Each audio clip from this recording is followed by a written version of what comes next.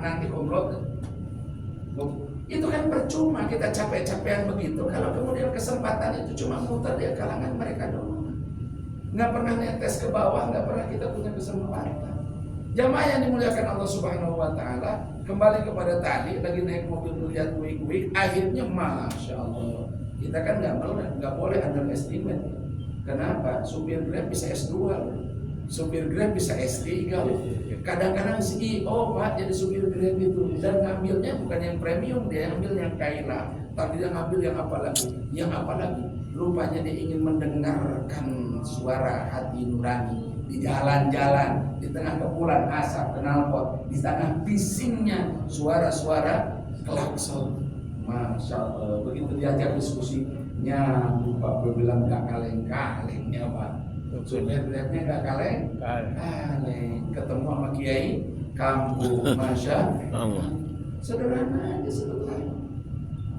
Sederhana aja. Jadi mari di usia kita yang mungkin sebentar lagi bakal pada pensiun. Ini kalau ngaji udah ngopi begini, kira-kira nggak sampai 8 tahun lagi pensiun. Biasanya begitu. Udah mulai ngaji ngopi. Untungnya di sini pakai AC. Kalau enggak di Samsudnya keluar. Samsudin. Kebetulan. Haji Ahmad yang belum kelihatan. Jadi jamaah yang dimuliakan Allah Subhanahu wa Ta'ala, ya.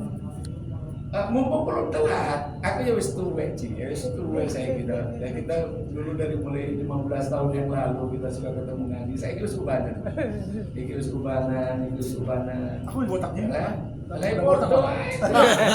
Tadi malam itu saya satu masjid sama muridnya Ustaz Arifin, Ustaz Abu Syukur Yusuf. Di antara sunnah Nabi dan kebiasaan Nabi sama istrinya adalah karena yurajilu, kata Nabi itu suka disisiri rambutnya oleh istrinya. Ya Nabi, rambutnya bagus Ji, udah panjang, tebal. Ya gua botak begini, nah, disisirin sama bini. Kata beliau, ya kalau nggak disisirin, ntar dipijitin lah. Nah itu dia, kalau dipijitin sama bini, biasanya nggak kelar. Yang udah nggak kelar. Nah mumpung umur kita ini udah, saya lihat sih 1-2 diantaranya dia meninggal duluan, kayaknya gitu ya. Ya kalau nggak saya yang belakangan, nantunya duluan. Jadi mumpung belum terlambat, yuk kita redefinisi ulang sehingga kebahagiaan itu apa. Seberapa capaian yang sudah kita capai itu, dia mau tuh pakai ukuran-ukuran materi.